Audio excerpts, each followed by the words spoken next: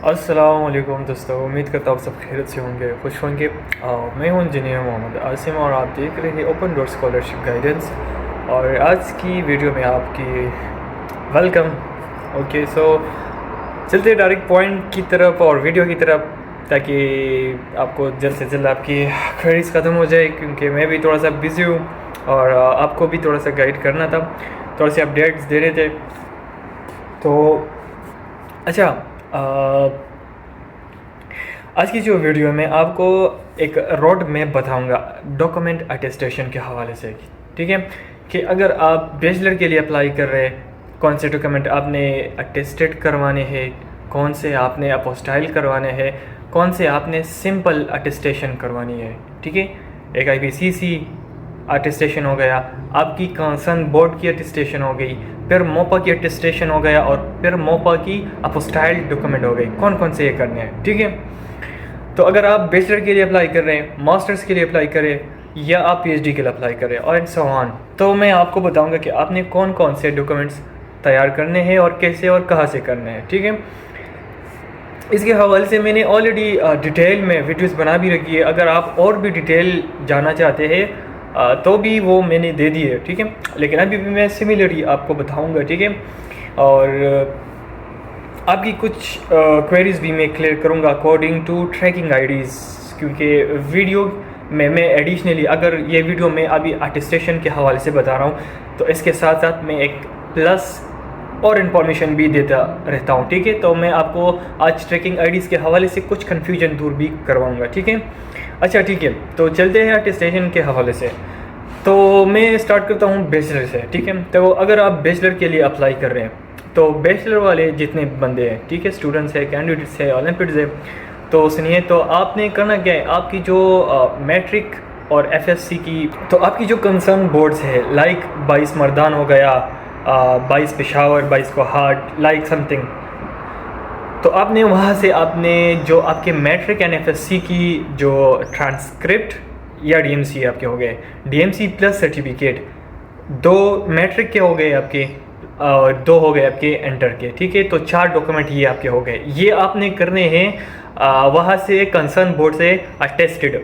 वो क्या करेंगे, वो आपको एक इन्वॉल्व में ये सील करके दे देंगे। रिमेंबर वन थिंग, आपने अपने कंसर्न बोर्ड जो है इंटर और मैट्रिक की बोर्ड, वो आपने उधर अपनी ओरिजिनल डॉक्यूमेंट सबमिट नहीं करवाने, वहाँ पे आपने करने हैं डॉक्यूमेंट की पोटेस्टेट्स।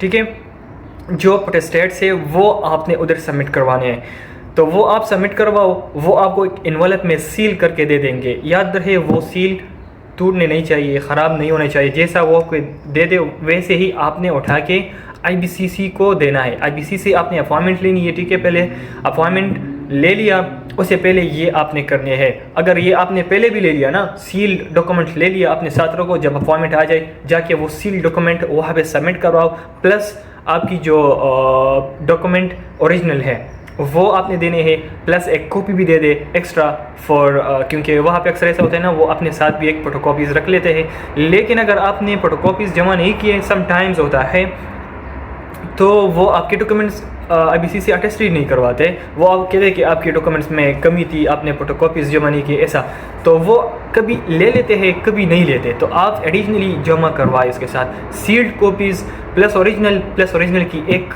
Photocopy as well. आपकी CNIC की फ़ोटोकॉपी हो गई, प्लस आपकी जो रसीद होगी जो आप पेमेंट करोगे वो आपने जमा करवाना है। ठीक है, और टाइम पे पहुंचना है, फिर आप वो जमा करवाओगे, जमा होते ही आपको टाइम दे देगा, उसी टाइम आपने करने हैं। अगर आप मॉर्निंग को टाइम ले लोगे तो आपको इवनिंग में मिल जाएगा, अगर इवनिंग कर लिया तो आपको नेक्स्ट मॉर्निंग मिल जाएगा। ठीक है, ये आपका हो गया IBCC वाला हिस्सा, आपका ख़त्म होगा इधर। इसके साथ आपने फिर करना है आपकी जो अपोस्टाइल्ड है। अगर आप बैचलर के लिए अप्लाई कर रहे हैं, ठीक है, तो बैचलर में आपने क्या करना है, तो बैचलर में आपकी जो इंटर की हाईएस्ट डिग्री है, इंटर की हाईएस्ट हो गई ना, क्योंकि आप बैचलर की अप्लाई किए, तो इंटर की डिग्री आपने जाके वहाँ से मोपा से आपने अपॉइंटमेंट लेनी है। ठीक है, आपको जिस दिन अपॉइंटमेंट मिल गया उसी दिन जाके, उससे पहले थोड़ा सा पहले जाके आपने क्या करना है, वहाँ से सिंपल अटेस्टेशन भी करवानी है। सिंपल अटेस्टेशन किस डॉक्यूमेंट से करनी है, आपकी जो मैट्रिक है वो आपने सिंपल अटेस्टेड करवाना है मोपा से, ठीक है। तकरीबन 30, 40, 50 समथिंग PKR आपकी कॉस्ट उस पर आ जाएगी, ठीक है, पर डॉक।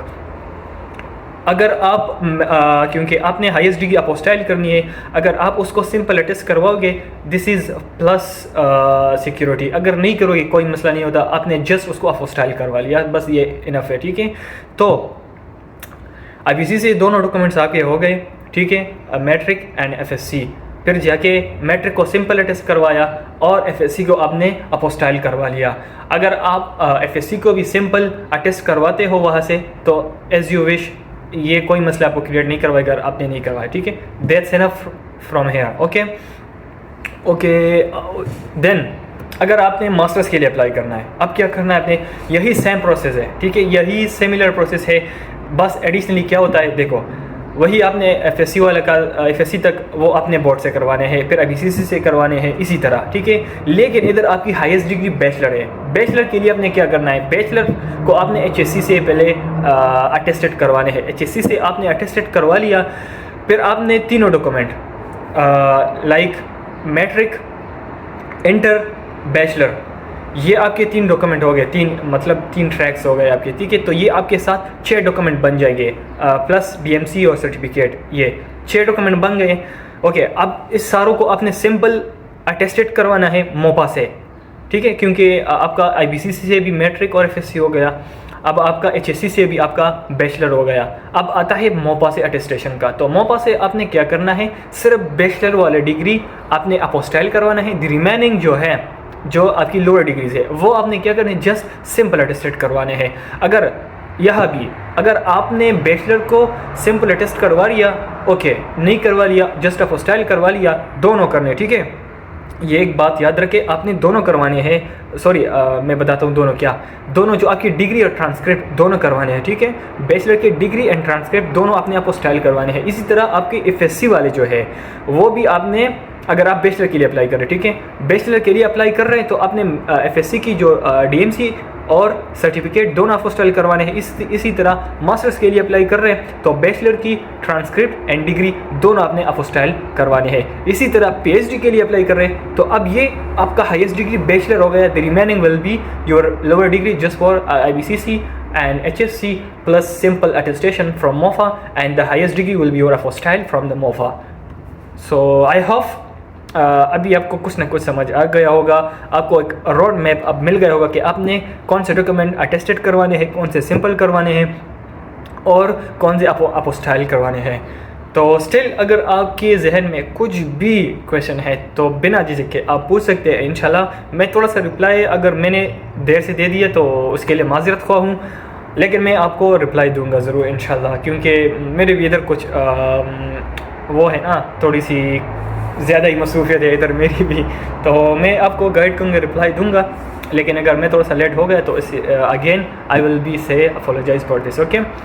सो मिलते हैं नेक्स्ट वीडियो में, लेकिन इससे पहले मैं आपको एक ट्रैकिंग आईडी के हवाले से कुछ बताता हूँ। देखिए, कुछ बंदों को ट्रैकिंग आईडी मिलती है, कुछ को नहीं मिलती। मैंने प्रीवियस वीडियो में भी मैंने आपको बता दिया, जो ट्रैकिंग के हवाले से मैंने एक पूरा वीडियो बना दिया। अगर आपने नहीं देखी तो पहले वो देख लें, उसमें भी आपकी कन्फ्यूजन, बहुत सारी कन्फ्यूजन आपकी क्लियर हो जाएगी, ठीक है। अगर आपको ट्रैकिंग आईडी अभी नहीं मिल रही है तो आप बेफिक्र हो जाए, ठीक है। ये नहीं है कि आपको ट्रैकिंग आईडी नहीं मिल रही तो आपका स्कॉलरशिप नहीं हुआ। अगर आप विनर है तो वो तो आपको मस्ट मिलेगी, लेकिन अच्छा अगर आपको मिल गया अभी और आपका प्रोसेस चेंज नहीं हो रहा, आपके स्टेजेस चेंज नहीं हो रहे, तो एक बात याद रखिए, आपकी जो फर्स्ट 2 स्टेजेस है 3 तक, ये बहुत टाइम लेता है, ठीक है। बहुत ऐसे कि 1, 2, 3 मंथ तक आपका जा सकता है प्रोसेस टाइम, ठीक है। जो इसके बाद ये 4th 5 ये रैंडमली आपका 1 हफ्ते के अंदर हो जाएगा, क्लियर हो जाएगा, ठीक है। और जो लास्ट वाले है वो तो बस आपका हो जाए या ना हो जाए वो कोई मसला नहीं करता, क्योंकि बस ये 5th स्टेजेस तक चेंज होते रहे ना तो बस आपके काम होते रहेंगे, ठीक है। जो लास्ट वाला है वो तो जस्ट एनरोलमेंट है, जो आप यूनिवर्सिटी को एनरोल हो जाओगे वो ईजी है, वो भी आप हो जाओगे। वो आपकी जो सितंबर है, सितंबर से आप पहले ही होगे, ठीक है इंशाल्लाह। तो ये एक एडिशनली थोड़ा सा गाइड था, जो आपको देना था। तो आप बेफिक्र हो जाए, इंशाल्लाह आपका काम ज़रूर होगा। और दुआएं में याद रखें, कुछ भी हो, कुछ भी सवालात कन्फ्यूजन हो, I will be there for you. So remember me your phrase. अल्लाह हाफिज़, बेस्ट ऑफ लक।